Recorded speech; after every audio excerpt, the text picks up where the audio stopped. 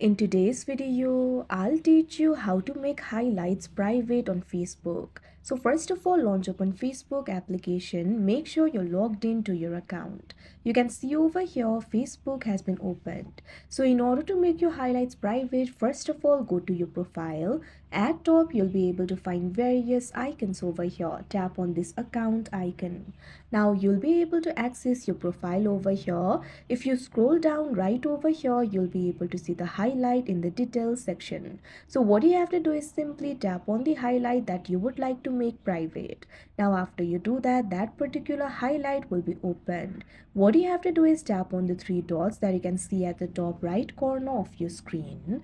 Now you'll be able to find the options like edit highlight, delete highlight, save photo, etc. So what you have to do is tap on this option, edit highlight.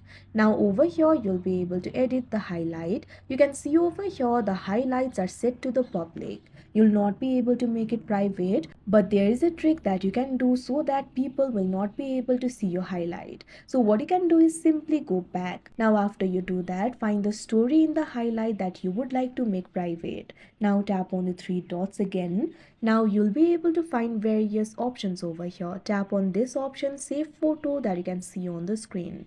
Now this particular photo will be saved on your phone, so you'll be able to access it anytime you want. So if you want others to not see this, what you can do is simply delete it. Tap on the three dots that you can see at the top right corner again.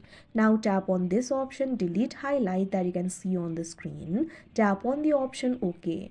Now you can see over here this particular highlight will be deleted, but you'll be able to access the highlight stories via your photos, but people will not be able to see the highlight. That is the primary purpose of making the highlights private. So like this you'll be able to do it. So that is how you make highlights private on Facebook. I hope you found this video helpful. Thank you for watching.